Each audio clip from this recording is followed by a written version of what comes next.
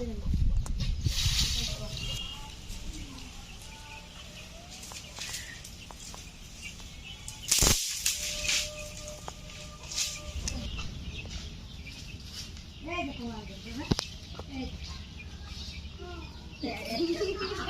বন্ধুরা, এগুলো হচ্ছে পুঁই শাক। তো পুঁই শাক এখন নিতে একদম লকলকে ডোকা।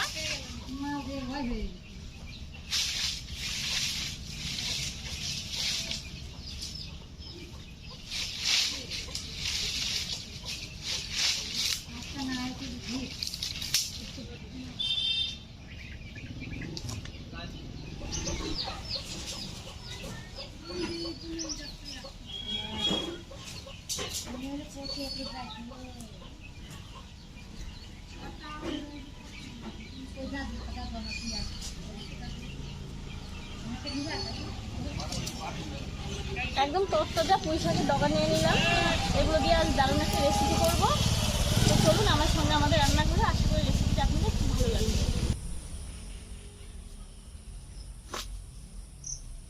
পুঁই শাকের ডগাগুলো নিয়ে চলে আসলাম।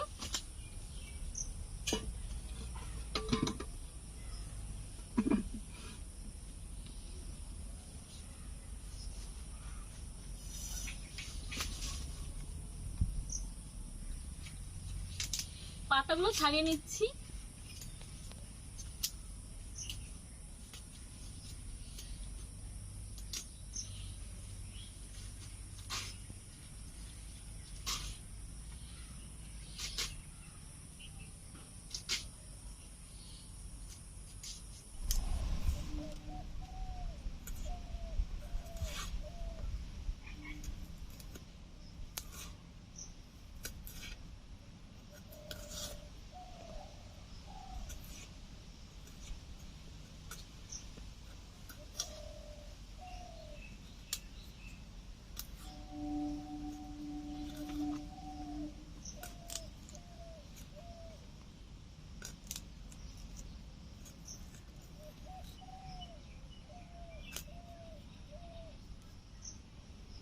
এরকম ভাবে ছাড়িয়ে নিচ্ছি।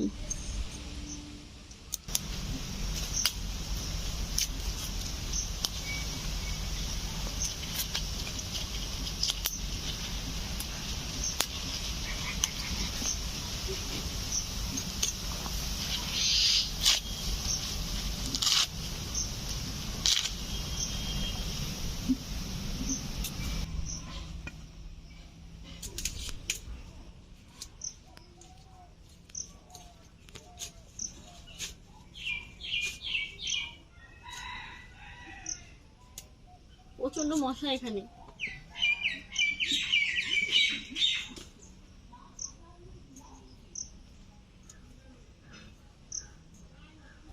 পুঁই শাক কেটে নিয়েছি, এখন ধুয়ে নিচ্ছি।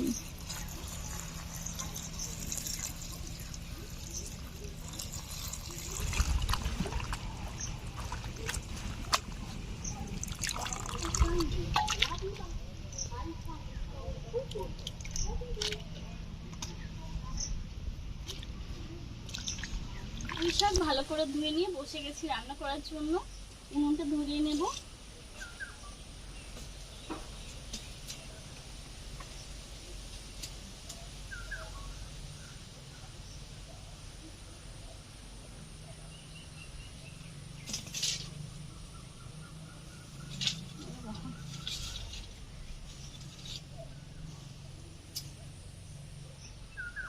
উনুন ধরিয়ে নিয়েছি। এখানে ভালো করে ধুয়ে রাখা পুঁই শাকগুলো রয়েছে, আর রয়েছে হাফ গ্লাস মতো জল। তো পুঁই শাকগুলোকে হালকা করে সেদ্ধ করে নিচ্ছি।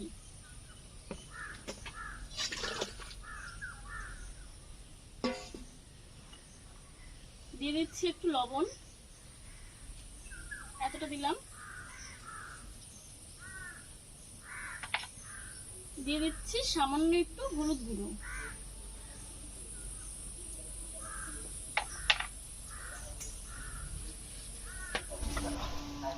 ঢাকা দিয়ে 5 মিনিট মতো সেদ্ধ করে নেব।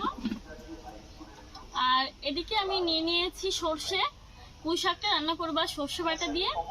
তো সর্ষে আর কাঁচা লঙ্কা একত্রে মিশিয়ে আমি বেটে নিচ্ছি।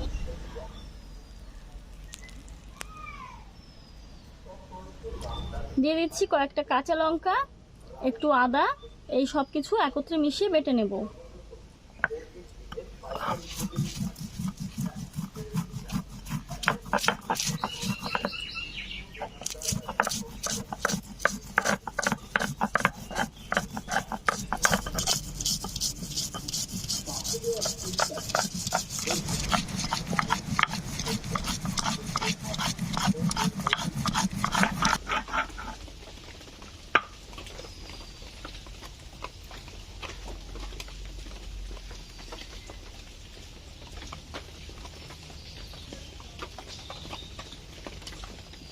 সরিষা, কাঁচা লঙ্কা আর আদা আমি একদম মিহি করে বেটে নিয়েছি।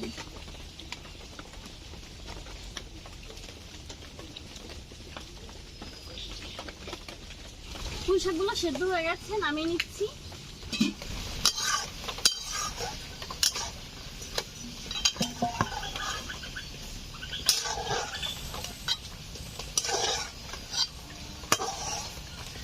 কড়াইটা ভালো করে ধুয়ে নিয়েছি, কড়াই গরম হয়ে গেছে, দিয়ে দিচ্ছি সরিষার তেল।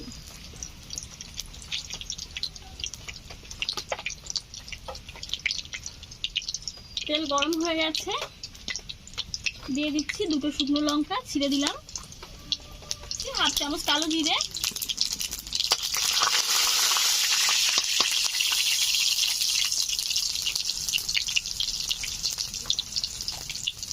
আর দিয়ে দিচ্ছি কাঁচা লঙ্কা, সরিষা আর আদা বাটা।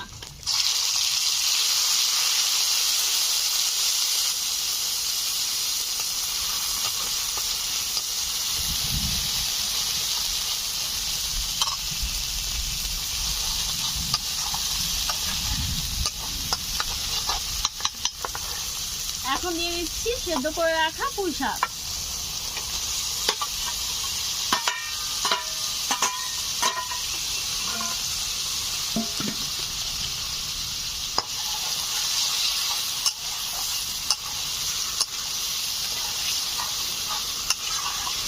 সেদ্ধ করার সময় সামান্য একটু লবণ দিয়েছিলাম, তো এখন আর একটু লবণ দিয়ে দিচ্ছি। লবণ দেওয়ার পর আমি আরো 2 মিনিট মতো নেড়ে চেড়ে জাল করে নিয়েছি। রান্নাটা একদমই হয়ে গেছে, এখন নামিয়ে নিচ্ছি। দেখুন, দেখতে অসাধারণ লাগছে।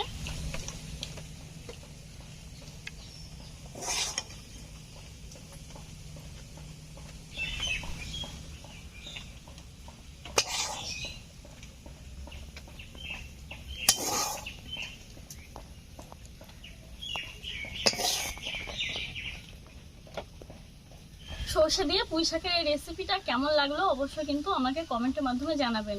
আর ভালো লাগলে রেসিপিটা আপনারাও বাড়িতে ট্রাই করতে পারেন। এরকমভাবে পুঁই শাক রান্না করলে খুবই টেস্টি হয়, আর গরম ভাতের সঙ্গে কিন্তু খেতে অসাধারণ লাগে।